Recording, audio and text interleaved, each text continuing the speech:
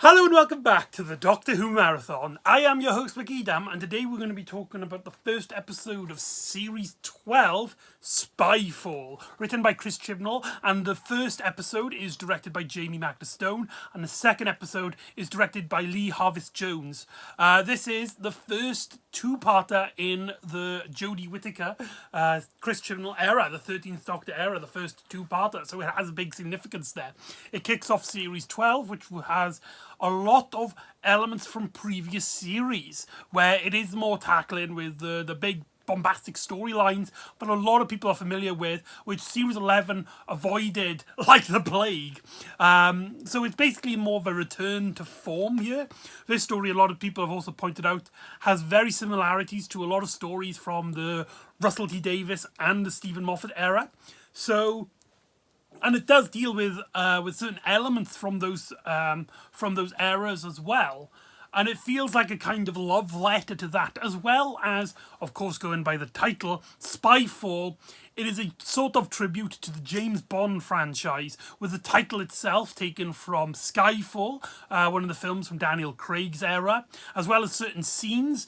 For example, the characters get trapped in a car which is remote controlled and is about to drive them off a ledge. Very reminiscent of certain James Bond characteristics from the Roger Moore era, where James Bond was arguably at its most classic, at its most cheesy, at its most bombastic, shall we say. So the story has a lot to do, as well as introducing its villain of the stories, and there's just so much to heave on to this story. It was basically set up as a return to back to the basics. As Series 11 at the time was very controversial for dropping a lot of elements that the new series has popularised. For example, the big bombastic storylines where stuff gets teased up to the finale of the series, and this series brought that up. So expect some teasers for later episodes in this narrative. As I said, it's a two-parter, which is very nice. It is also a decade after the last time that the two-parters have had both episodes the same title. Both episodes, like Spyfall Part 1 and Part 2. The last time a Part 1 and Part 2 title arrangement was used was in the End of Time, way back in the Russell T Davies era. And so it's kind of a tribute to that. It's also the first episode actually aired a decade to the day from the last episode, the last part of the end of time, as well as this episode being airing, at least the first episode airing a year exactly from the previous episode, Resolution. So you go from one New Year's special. Technically, Part 1 is also a New Year's special. It aired on January the 1st, 2010. Not 2010, sorry, 2020. So, yeah, there's a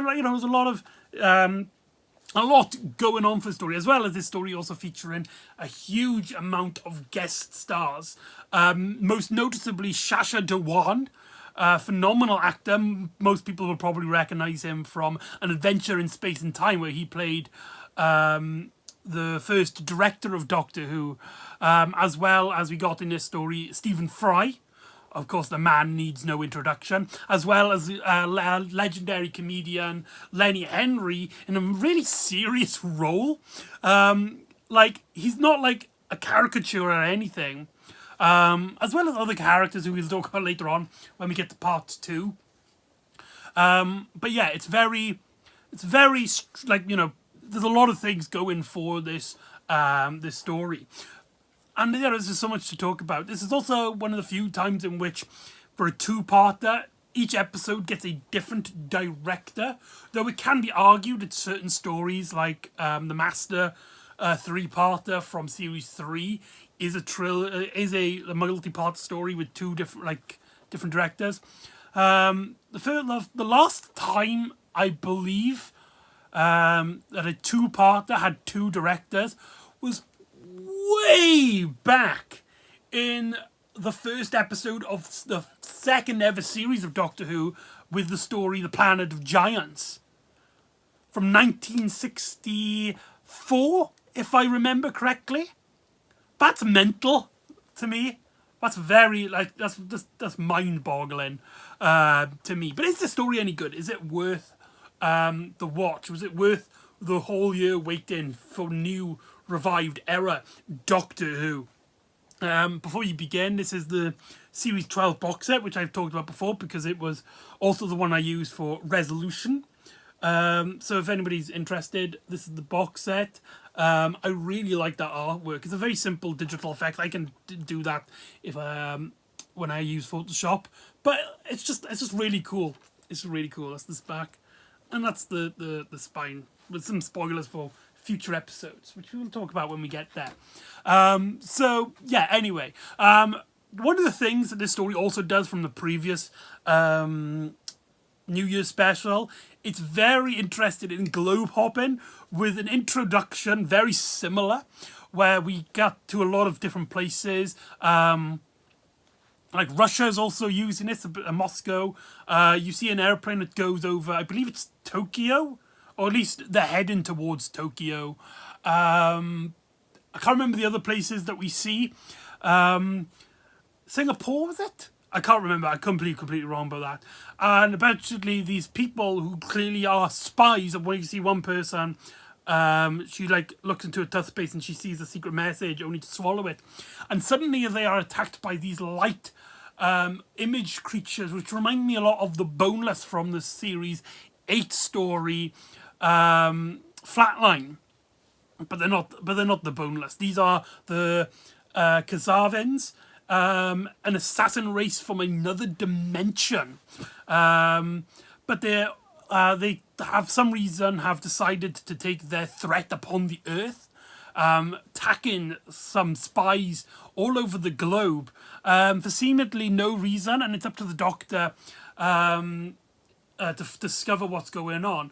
We get introduced to all of our cast in separate ways. We see that Ryan is playing basketball. We see Yaz meeting with her family, and she's taking a time off from her training as a policewoman, which we learn is the 4th time she's done this, and her boss is very concerned about it, and it's clearly that she's not focused onto her job. She's mostly focused at being with the Doctor on her travels, as well as Graham getting a checkup on his cancer, making sure that everything is fine, whilst all of these people get introduced to Men in Black kind of figures, with also the Doctor working at an MOT stop fixing her TARDIS. And I love that, like the big goggles she wears, which she wore, I believe, in The Woman Who Fell to Earth, and she also wears in later episodes. And I don't know, those goggles have the very scientific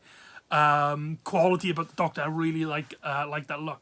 And they're basically summoned by a character called C, who works for MI6, building into the whole James Bond aesthetic. And it's up to our characters after they team up and after having a situation where, like I said at the start of the video, they get into a car and the car gets hijacked. The Tom device, I can't remember what they're called, the navigation system shoots out a laser which kills the driver, as well as the very cheesy moment where it's like, your next destination, die. Very silly, very corny, but it's just really it's like, whoa, you're already, it's really high paced, this story, as our characters stop that. And they introduced C, played by Stephen Fry. It is important to note that Stephen Fry has played many characters like this, leader of the MI6. In his sketch show, A Bit of Fry and Laurie, he played a character called Control, and it could be sort of a crossover with that. Some people has set that up in mind. Could be. It's very strange if they do. And essentially that we learn that these assassinations of the Khazarvins are targeting particular spies, all dealing with one man. I can't remember his name, but he's the guy that's played by Lenny Henry. For his company, and I kid you not, Vought. Yes, I don't think Chris Chibnall really knew what that meant. For those of you who don't know, Vought is also another word for a sort of fetish where people like imagine themselves being eaten alive. And now every time a character mentions that, it's absolutely just like, it's stuck in your head. So the Doctor has to discover who this guy is. Teaming up with an old friend of hers, which she had met in a previous adventure, a character named O, played by Sacha Dhawan. And they team up to try and discover what is this guy's plan, who are the Kazavan, and what are they doing? They seemingly have the power to teleport people into their dimension. At one point, they do capture one, and it captures Yaz as she's spying on Lenny Henry's character's base, and it teleports like her in the way of where the Doctor is, and all that. So let's go on to, like, there's a lot of things to tackle off. This is just even the first episode. One thing I really like about the story is the humour. There's a lot of great humour in the story. There's a great moment where basically the Doctor has persuaded Yaz and Ryan to go as basically undercover spies, as a journalist and a cameraman. And it's like, don't panic and expect everybody is like a threat. Trust no one, as the Doctor says. And when they get there, Ryan just starts panicking, and it's just like, oh, what's he say? I chose my name was Logan, but I'm worried now that I look nothing like Hugh Jackman. I will admit, that line really, the way Toshin Cole really performed that line, absolutely just, gives me a giggle. There's loads of great comedic moments like that. Oddly enough, one character who usually is one of my favourite characters in the series, but was very underutilised in these two-parters, was Graham. He has some funny moments, don't get me wrong. Like, there's a great bit where they're all in a plane, and they all seem to be falling to their doom. And his reactions and the Doctor's interplay with him, comedic gold, man, comedic gold.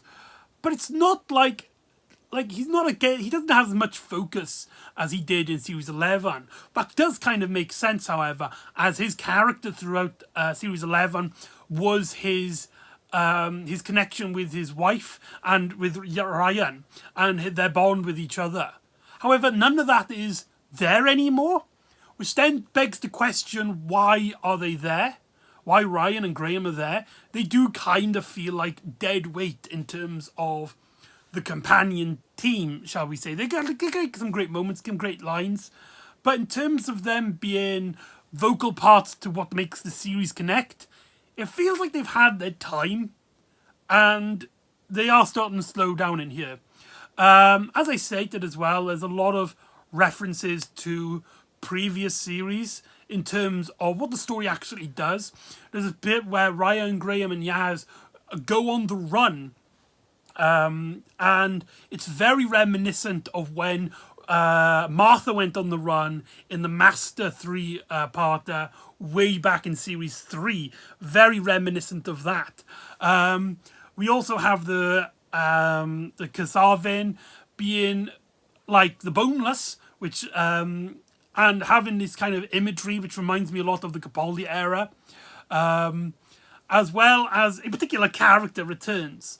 There's a lot of things, there's so much things I want to talk about in this story.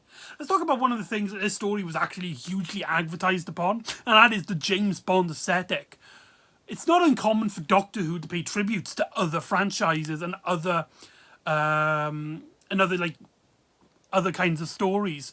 They've done Agatha Christie with stories like Unicorn and the Wasp, but Agatha Christie was in the actual story, so that made sense.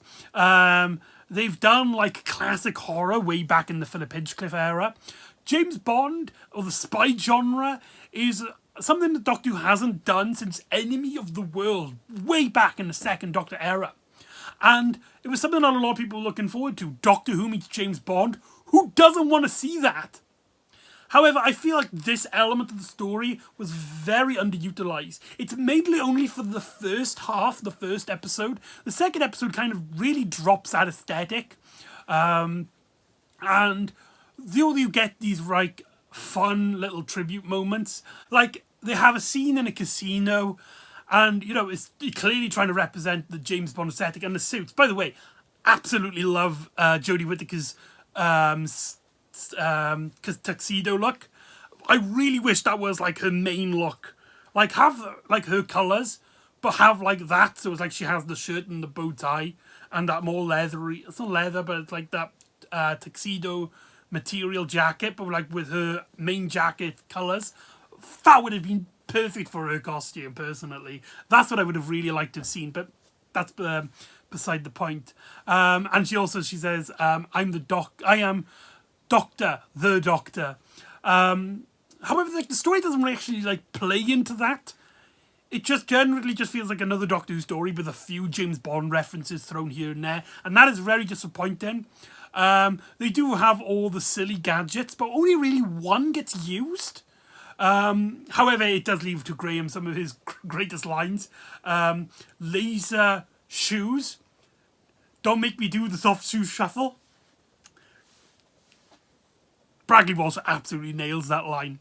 But let's talk about the cliffhanger of Spyfall. I will admit, the actual twist itself was very poorly handled. Throughout the story, we get to learn O and stuff. I really like the character of O. He's very soft-spoken, and he's kind of timid, he's kind of odd, but he's also like a huge lover of life. And he's always got this grin, and he's always like asking these questions. There's a great moment where like he's talking to Graham, and he mentions he once met the Doctor when she was a man, and Graham's just like, what? I thought she was joking about that. You're telling me that she was actually a man in some sort of previous life? And yeah, the character was very great handle, and Sacha Dhawan could do no wrong in my opinion. He was actually one of my top picks to take over Peter Capaldi as the Doctor. So to see him in actually Doctor Who was very, very cool. In fact, one scene that he's in, they kind of like digitally removed him in the trailer. So it was like a genuine surprise that he was in this. But that leads into the big twist. And the twist is poorly handled. He mentions at one point that he's not a very good runner. He's not a good sprinter. He always came last. And the Doctor's just like, no, I've read your file. You're a great sprinter. You came first in a contest or something. And then O's like, oh, you've got me. As he basically reveals that O is a caricature, that O isn't actually who he is. It was a deception. It was a facade.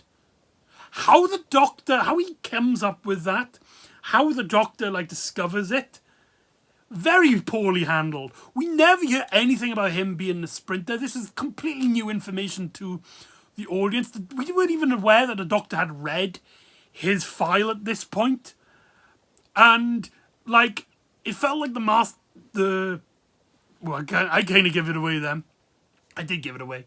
That he gave it himself. And which is obviously, as I've just spoilt, is the reveal that Sacha Dhawan is actually playing the Time Lord Renegade, the Doctor's arch enemy, the Master.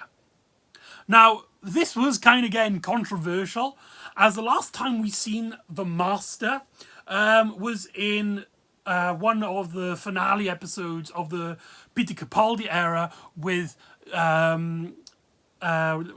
Simon. Sorry, my brain's gone completely blank. I can't remember his name. John Sims as the Master, as well as Michelle Gomez as the version of Missy. And in that story, which was supposed to conclude the Master's like entire story arc, Missy, seemingly the last incarnation at the time, had to turn good, had stabbed herself essentially in the back. These are scenes that the Doctor isn't privy to, so it makes sense that the Doctor doesn't question. It's like, oh my god, you're evil again. The last time the Doctor saw the Masters was when they were walking off, going to leave many people to their deaths. Though he did feel like that he was connecting with Missy. Missy ultimately abandoned him to the wrath of the Cybermen. So it makes sense that the Doctor doesn't really question why the Master's evil again in this story. But it's like that is like an issue. And I feel like it's not really Chris Chibnall's fault. It's a issue with the fact that, like, this is Doctor Who. You're gonna have to have the Master back as a villain. You couldn't bring the Master back as a good guy. Like, at one point, the Master will have to become a villain, and the Chris Chibnall era is like stated as being a much more fresh, like a much more new approach that newcomers can come in to have the Master be good and then like explain everything doesn't make a lick of sense. However, fans have made a fan theory, which I hope to God is true, because this would have been really cool, that Shasha's Dewan's incarnation actually comes before Michelle Gomez. It is the incarnation that John Sim regenerates to in the elevator at the final act of that moment. In fact, many elements of Shasha Dewan's performance as the Master is very similar to John Sim's, as a lot of people have pointed out. Those bursts of screams and anger in his voice, the playful nature, that when he owns, basically, he gets the Doctor's owns. That kind of jokery aesthetic that John Sims brings, you can tell that Shasha Dewan was inspired by that. But how is Shasha Dewan's Master? Personally, just going from this story, he's probably my favourite Master of the revived era. He has those elements which Michelle Gomez and John Sims brought to the table. However, there are also elements of Robert Delgado in this portrayal.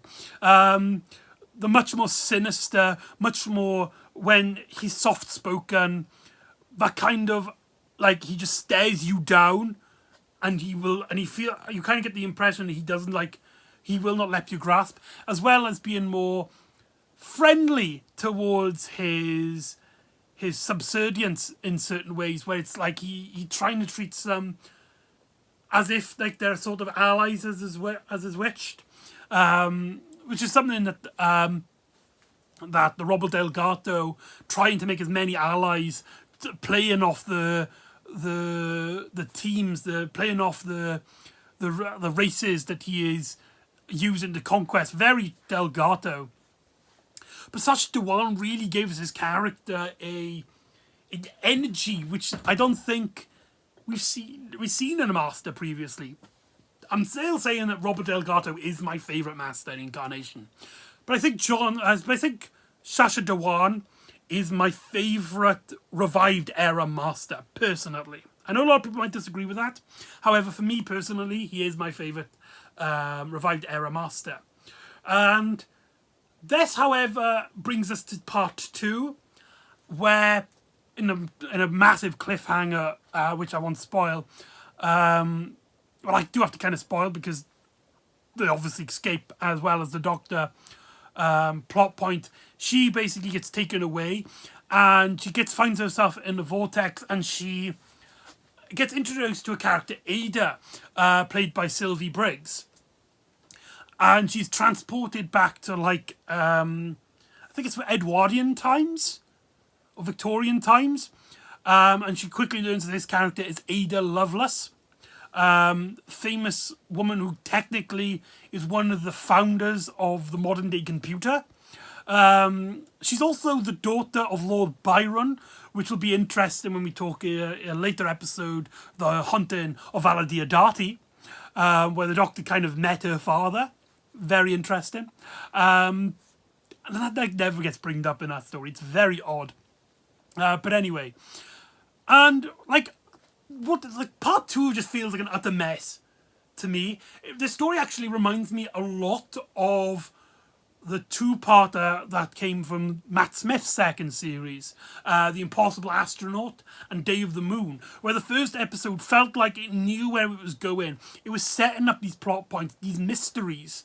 However, in the last episode, the story takes a complete 180, does a complete turnaround, not in terms of plot, but in terms of like the feel of the story. We went from a James Bond aesthetic to the Doctor traveling to like Edwardian, Victorian period, and then traveling into World War II, where she meets famous spy, famous like decoder, Noor Khan, played by Aurora Moron. And like, this is the thing that really disappointed me with this story. It obviously is trying to be less as Series 11 as it possibly can, because at the time, Series 11 was kind of unpopular, and it is kind of, though a lot of criticisms with it, with Series 11 were coming from sexists and stupid people. There were genuine complaints, but most of them, if you squint your eyes and you blurred it, and you took all of the people who had genuinely, maybe not genuine criticisms, but people who had like genuine expression of their Doctor, who were not just being stupid, you could boil down the criticisms to like two parts, like the big bombastic story needs to come back, and the like the return of monsters and all that with the Master and stuff. But it does kind of lose those slower, more focused aesthetics of the more singular episodes. A great example here is these two characters, Ada Lovelace and Noor Khan. In previous episodes dealing with historical figures, the story is about them. It's about the time period and setting of the places. The Witchfinders is about King James and his interactions with witches, or at least what he thinks is witches, and the whole dealing with that. The Demons of the Punjab is about the separation of India and Pakistan. I'm trying to remember what the other one is now. Rosa is about Rosa. Her character, you learn who she is, you learn her struggles, and the story is about her struggles.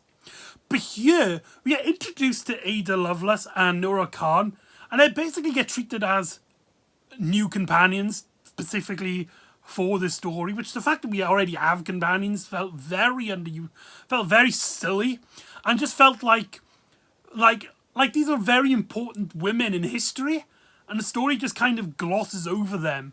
Like, the Doctor's like, we don't really know much about them apart from the Doctor knowing that they're brilliant, and given like a small like paragraph of who they are. It felt like the story itself felt very general. I don't know if, because they're both written by Chris Chibnall, however, they've both got different directors each episode, so I don't know if this is a Lee Harvest Jones struggling with the material, or if this is generally Chris Chibnall's writing here. I feel more like it's Chris Chibnall's writing here, because it's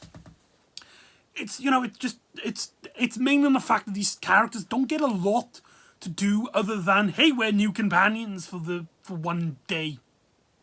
What a waste. What a waste. And the fact that like Ada Lovelace is only really here so that the Doctor knows what the Kasavan are doing. Essentially, they're planting themselves, because they're from a different dimension. They've planted themselves all throughout time and history about technology.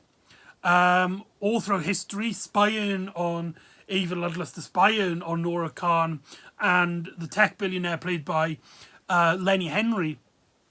And yeah, it just felt very underutilized. Like, that's all Ada Lovelace is there to do. She doesn't do anything about computers. She doesn't do anything regarding like how smart she is. That's it. Though I do really love when the Master appears in her time, and he's got the decompressor, the device which he had in the classic series, tissue compressor eliminator, where it shrinks people into tiny figurines. And that was such a cool callback to the classic era of Doctor Who. There's a lot of callbacks in this story. As well in this story, like Graham, Ryan and Yaz go on the run, as I stated, which is much more in line to like Russell T Davies having his companions on the run in series 3. And the story kind of doesn't know really what to do with them. And like, let's talk about these companions for a second. Like I said, Graham and Ryan really feel underutilized in this story. They genuinely feel like they've had their time. Why are you sticking around? No defense to Tosh and Cole or Bragley Walsh, but the story doesn't utilize them at all. And the fact that this story is a two-parter of the new series, it was very worrying. However, there were a lot of bits with Yaz, which I did really like. There's a scene after she gets teleported, and then she gets reunited with the Doctor. Usually, like any other Doctor Who era of the show, that would be it. It's like, whoa, that was weird, and then they would explain like where they were and stuff, and the Doctor like uses that as part of the mystery. But there's a scene where like she sits down and she's like, I genuinely thought that I died, and she starts like tearing up, and she kind of feels like she was completely helpless, and rubs to Ryan to basically comfort her. Beautiful scene, and that close up of Mandip Gill at the end of that scene, brilliant, absolutely brilliant. So yeah, but like majority of the story when she's with Graham and Ryan, and mainly to do with the plot, the story just like doesn't know what to do with them, and they're just kind of like looking around for clues, not really participating into the actual narrative. Basically chasing Lenny Henry's character. Lenny Henry's character in here, what a waste of a great actor. What a waste. Also, Stephen Fry gets killed off early on. What a waste of a great actor. Both like absolutely legendary comedians, and they're not in a story that utilizes their comedic roles. So Stephen Fry does have a few humorous lines where like he seems to be completely like, no, what do you want about? I didn't try to kill you. I'm just trying to bring you here. Has that kind of like not really caring that much kind of attitude. But again, there's another controversial scene here in which he thought that the Doctor was Graham. And it's like, no, I've read the files. The Doctor is a man.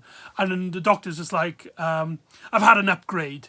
And then the scene plays out as it does. A lot of people are really angry about this. I can't stress enough that this is literally just one little scene. She got like kind of annoyed that she was mistaken for Graham when now she's in her female incarnation. And that was it. It was just one scene. That scene never gets brought up again. The Doctor doesn't like have a grudge against C because he thought that the Doctor was still a man or didn't know about the female regeneration. Like, it was literally just one scene. It's not worth losing your head about. Do lose your head about how absolutely boggled part 2 is. Like, part 2 it just feels so cluttered. It tries to be so much stuff. As well as we doing the teasing, the constant teasing, which I hated so much. Before the ending of part 1, the Master mentions how everything you learned is a lie. I absolutely hate that line. But so clearly it's like, there's a mystery and you've got to wait until the final episode. Absolutely hate that stuff. Absolutely despises it. And then later on, the Master mentions how he went to Gallifrey and it was completely and utterly destroyed, nuked, apparently.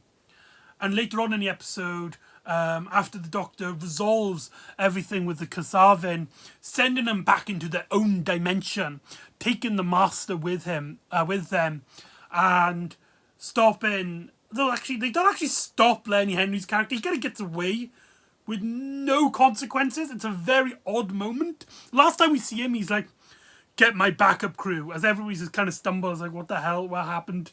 We were being sucked into the internet, and now we're completely fine."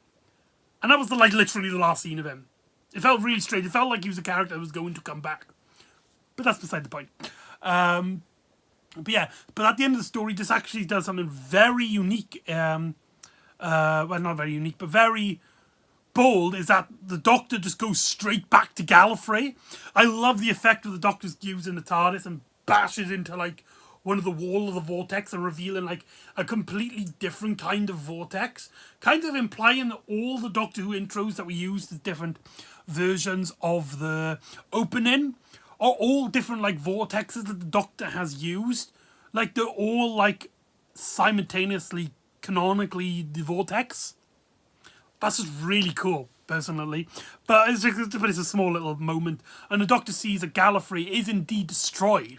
And she gets a message from the Master essentially revealing that he was the one destroyed them because he learned the truth about their existence, that their entire society by the founding fathers of Time Lord Society was all a lie to hide the timeless child. Yes, the small little element that was mentioned in the story The Ghost Monument, the second episode of the 13th Doctor era, is now the big gigantic plot line of the series. Yeah, we're going to have to talk about probably one of the most controversial moments in Doctor Who history. Not yet, but we will have to talk about the consequences of the timeless child. But let's talk about it just like here, this moment in the series. I have appreciated that in this story, it is used at the very end of the story. Doesn't distract from this story in terms of like just the timeless child elements. But again, those teasers, that bloody line, what you think is a lie, ha, got you. Absolutely hate it. Absolutely despise it. And it's again bringing the show back to a kind of format which I wasn't particularly fond of with the revived era doing. I was happy doing it once in a while, but it seemed like every series was doing it, and it felt like a lot of people's criticism in Series 11 was just solely because, they weren't building up to anything. What's the point? I want something to build up to something, regardless of the quality of the actual episodes you're watching. You just want the teasers for the finale. And I just found that really sad. And the fact that, like, Doctor Who is caving to that kind of audience. I'm not saying, like most of these people do have, like, a genuine, I wouldn't say criticism, but do have, like, a genuine heart. They're not doing it out of spite. They're not doing it because, like, they hate people, like certain people who criticize this era. These people who have these kind of ideology about why they don't like the series in that particular way, they're not doing it out of spite. And I want to stress that if you like this kind of show, if you like a kind of series like that, that's completely understandable, and I understand that. But for me personally, it was something I got kind of sick of, especially in Doctor Who. It's like for like TV and comic books. Comic books especially is really bad for it. But Doctor Who, something particularly about Doctor Who I was really sick of, and I was more happy when Series 11 went back to singular episodes, more standalone episodes. And then to see this come back with such a vengeance, like, it just felt like Series 11 was targeting particularly to me, and then Series 12 was like, yeah, nobody else liked that, so we're not going to do that anymore. We're going to target the show completely against you and see if that works in our favour. Which is stupid because Series 11 did very well rating-wise and audience critics-wise, as well as like most of series of the 13th Doctor era. So it's just mainly the fan base, mainly those people who pay huge attention to Doctor Who. But, you know, it's just an opening a door to an era of Doctor Who which I thought was closed and it's something I'm not interested in. But, like, hopefully it'll go somewhere nice. I mean, this is a story that came out like 3 years ago. We already know the answers to these questions, but forget about that for the moment. Doctor Who has gone back to its newer era style of the teasing and the constant reliance on these small storyline heavy moments which distracts from the main narrative. You don't get like pure singular episodes anymore. Well, you do get some, but like the main series is focused on these moments. I just found it very sad. And that is Spyfall. Overall, after rewatching it, I will admit, it's one of the few times of the 13th Doctor era so far in its marathon, which I've liked it less on my second watching. I really enjoyed the first half. The first half is really, really strong, though it does misuse the James Bond aesthetic. It has some great moments, some great lines, and Sacha Dhawan absolutely nails the O character. He absolutely nails the Master character as well. Again, one of my favourite Master performances. I just wish the story he was actually in really utilised not right here, because the Master is actually well utilised in the story, but I wish the story around him was much better. And episode 2 particularly really dropped the ball and introduced us to interesting and fascinating historical figures, only for them to be underutilized. It has two of the greatest comedians in the show, from legacy in the show, and does nothing with them. Lenny Henry character could have been played by anyone. Our characters are mainly sidelined, just learning information without doing any actual actions upon those informations until the very end. Also, the ending sucks in terms of the actual narrative. The Doctor solves it off screen. She comes into the room and is just like, oh yeah, by the way, I've tampered with your thing. And it's like now that every time it summons a huge amount of Kasavins, it'll send them straight back, pushing them out back into their main universe, back to their universe. That sucked. That absolutely sucked. There was no justifying that. But yeah, it's a mixed bag. It's a mixed bag. Do I recommend it? I don't know. I do think it's worth a watch once. I feel like the story is trying to target people who didn't like Series 11.